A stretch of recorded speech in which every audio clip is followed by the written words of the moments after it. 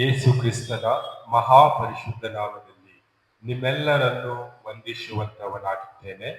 Price the lord. Shalom. ಈ ಬೆಳಗಿನ ಜಾವದಲ್ಲಿ ವಾಕ್ಯ ಓದಿಕೊಳ್ಳೋಣ. ಜ್ಞಾನೋಕ್ತಿಗಳು 15ನೇ ಅಧ್ಯಾಯ 1ನೇ ವಚನ, 2ನೇ ವಚನ, 3ನೇ ವಚನ ಓದಿಕೊಂಡು ಸ್ವಲ್ಪ ಹೊತ್ತು ಧ್ಯಾನ ಮಾಡಿಕೊಳ್ಳೋಣ.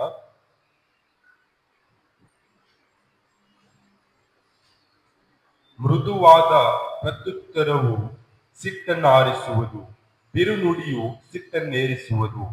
ಜ್ಞಾನಿಗಳ ನಾಲಿಗೆಯು ತಿಳುವಳಿಕೆಯನ್ನು ಸಾರ್ಥಕಪಡಿಸುವುದು. ಜ್ಞಾನಹೀನರ ಬಾಯಿಯು ಮೂರ್ಖತನವನ್ನು ಕಕ್ಕುವುದು. ಯೆಹೋವನ ದೃಷ್ಟಿಯು ಎಲ್ಲೆಲ್ಲಿಯೂ ಇರುವುದು. ಆತನು ಕೆಟ್ಟವರನ್ನು ಒಳ್ಳೆಯವರನ್ನು ನೋಡುತ್ತಲೇ ಇರುವನು. ಸಂದೇಶದ ಶಿರೋನಾಮೆ ಮೃದುವಾದ ಪ್ರತ್ಯುತ್ತರ ಎಂಬುದಾಗಿ. ಮೃದುವಾದ ಪ್ರತ್ಯುತ್ತರ ಯಾಕೆ ಇರಬೇಕು, ಯಾರ ಬಳಿಯಲ್ಲಿರಬೇಕು ಎಂಬುದಾಗಿ ಈ ಸತ್ಯವೇದದ ಮೂಲಕ ನಾವು ತಿಳಿದುಕೊಳ್ಳುವಂತವರಾಗ. ಈ ವಾಕ್ಯದಲ್ಲಿ ನೋಡುವಾಗ ನಾವು ಎರಡು ವಿಷಯಗಳನ್ನು ನೋಡುವಂತವರಾಗಿದ್ದೇವೆ. ಮೊದಲನೇದಾಗಿ ಮೃದುವಾದ ಪ್ರತ್ಯುತ್ತರ ಮತ್ತು ಎರಡನೇದಾಗಿ ಸಿಟ್ಟನ್ನೇರಿಸುವಂಥದ್ದು. ಮತ್ತು ಜ್ಞಾನಿಗಳು ಜ್ಞಾನಹೀನರು ಎಂಬುದಾಗಿ ಈ ವಾಕ್ಯದಲ್ಲಿ ನೋಡುತ್ತೇವೆ. ಒಳ್ಳೆಯವರನ್ನು ಕೆಟ್ಟವರನ್ನು ತಂದೆಯಾದ ದೇವರು ನೋಡುತ್ತಾನೆ ಎಂಬುದಾಗಿ ವಾಕ್ಯದಲ್ಲಿ ನಾವು ನೋಡುತ್ತಾ ಇದ್ದೇವೆ. ಪ್ರೀತಿಯ ಸಹೋದರ ಸಹೋದರಿಯರೇ, ನಾವು ಈ ಒಂದು ದಿನದಲ್ಲಿ ಈ ಲೋಕದಲ್ಲಿ ಯಾವ ರೀತಿಯಾಗಿ ಜೀವಿಸುತ್ತಾ ಇದ್ದೇವೆ?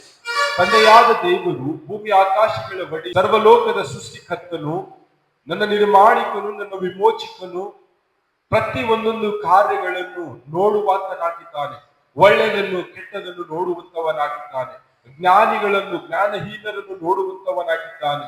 ಸಿಟ್ಟನ್ನೇರಿಸುವಂತವರನ್ನು, ಮೃದುವಾದ ಪ್ರತ್ಯುತ್ತರ ಹೇಳುವಂತವರನ್ನು, ಪ್ರತಿಯೊಬ್ಬೊಬ್ಬರನ್ನು ನೋಡುವಂತವನಾಗಿದ್ದಾನೆ. ನಾವು ಈ ಒಂದು ದಿನದಲ್ಲಿ ಲೋಕದಲ್ಲಿ ಯಾವ ರೀತಿಯಾಗಿ ಜೀವಿಸುತ್ತಾ ಇದ್ದೇವೆ? ತಂದೆಯಾದ ದೇವರ ದೃಷ್ಟಿಯಲ್ಲಿ ನಾವು ಒಳ್ಳೆಯವರಾಗಿದ್ದುಕೊಂಡು ಮೃದುವಾದ ಪ್ರತ್ಯುತ್ತರವನ್ನು ನುಡಿಯುತ್ತಾ ಜ್ಞಾನಿಗಳಾಗಿದ್ದುಕೊಂಡು ನೀತಿಯ ಮಾತುಗಳನ್ನಾಡುತ್ತಾ ಒಳ್ಳೆಯದನ್ನು ಈ ಲೋಕದಲ್ಲಿ ಮಾಡುತ್ತಾ ನಾವು ಜೀವಿಸುತ್ತಾ ಇದ್ದೇವೆ. ಮೃದುವಾದ ಪ್ರತ್ಯುತ್ತರ ಮಾತುಗಳಾಡುವಾಗ ಯಾವಾಗಲೂ ಸಂತೋಷ ಇರುವಂತದಾಗಿದೆ, ಸಮಾಧಾನ ಇರುವಂತದಾಗಿದೆ, ಅನೇಕ ಜನರಿಗೆ ಸಂತೈಸುವಂತದಾಗಿದೆ. ನಮ್ಮಲ್ಲಿ ಜ್ಞಾನ ಯಾವಾಗಿರುತ್ತದೋ, ಜ್ಞಾನ ಇರುವಾಗ ಒಳ್ಳೆಯ ಉಪದೇಶ ಮಾಡುವುದಕ್ಕಾಗಿ, ಒಬ್ಬರಿಗೆ ಮಾರ್ಗದರ್ಶನ ತೋರುವುದಕ್ಕಾಗಿ, ಅನೇಕ ಜನರ ಜೀವಿತವನ್ನು ಕಟ್ಟಿಕೊಡುವುದಕ್ಕಾಗಿ ನಮ್ಮ ಜ್ಞಾನವನ್ನು ಒಳ್ಳೆಯ ಕೆಲಸ ಮಾಡುವಂತದಾಗಿದೆ. ಜ್ಞಾನಹೀನರ ಜೀವಿತ ನೋಡುವಾಗ ಅವರು ಮೂರ್ಖತನವನ್ನು ಕಕ್ಕುತ್ತಾರೆ ಎಂಬುದಾಗಿ ನೋಡುತ್ತಾ ಇದ್ದೇವೆ. ಜ್ಞಾನಹೀನರು ಯಾರು ಇರ್ತಾರೋ ಅವರ ಬಳಿಗೆ ಯಾರು ಬರುವುದಿಲ್ಲ.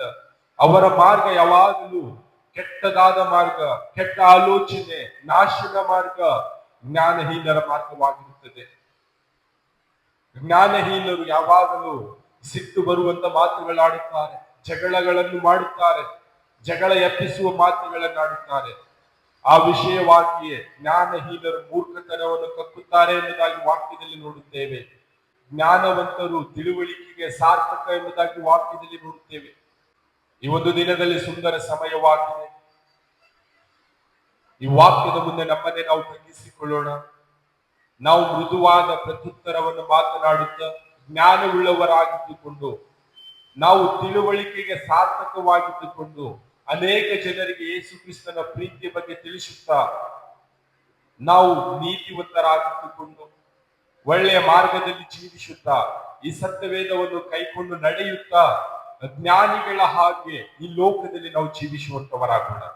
ಜ್ಞಾನಿಗಳ ಜೀವಿತ ನೋಡುವಾಗ ಅದು ಸನ್ಮಾನಕ್ಕೆ ನಡೆಸುವಂತದಾಗಿದೆ, ಗೌರವ ತರುವಂತದಾಗಿದೆ. ಜ್ಞಾನಿಗಳ ಜೀವಿತ ಅದು ಯಾವಾಗಲೂ ಉತ್ತಮವಾಗಿರುವಂತದಾಗಿದೆ. ಅಜ್ಞಾನಿಗಳ ಜೀವಿತ ಅದು ಅವಮಾನಕ್ಕೆ ಗುರಿಯಾಗುತ್ತದೆ, ನಾಶನಕ್ಕೆ ಗುರಿಪಡಿಸುತ್ತದೆ. ಅನೇಕ ನಿಂದನೆಗಳಿಗೆ, ಅನೇಕ ರೀತಿಯಾದಂತಹ ಬಾಧೆಗಳಿಗೆ ಅಜ್ಞಾನಿಗಳ ಜೀವಿತ ನಡೆಸುವಂತದ್ದಾಗಿದೆ. ತಂದೆಯಾದ ದೇವರು ಜ್ಞಾನಿಗಳನ್ನು ನೋಡುತ್ತಾನೆ, ಅಜ್ಞಾನಿಗಳನ್ನು ನೋಡುತ್ತಾನೆ, ಸಿಟ್ಟೇರಿಸುವಂತವರನ್ನು ನೋಡುತ್ತಾನೆ, ಮೃದುವಾದ ಪ್ರತ್ಯುತ್ತರ ಮಾತನಾಡುವಂತವರನ್ನು ನೋಡುತ್ತಾನೆ. ತಂದೆಯಾದ ದೇವರು ಒಳ್ಳೆಯವರನ್ನು ಕೆಟ್ಟವರನ್ನು ಎಲ್ಲರನ್ನು ದೃಷ್ಟಿಸಿ ನೋಡುತ್ತಾ ಇದ್ದಾನೆ. ನಾವು ಒಳ್ಳೆಯವರಾಗಿದ್ದುಕೊಂಡು ಈ ಲೋಕದಲ್ಲಿ ಜೀವಿಸುವಂತವರಾಗೋಣ.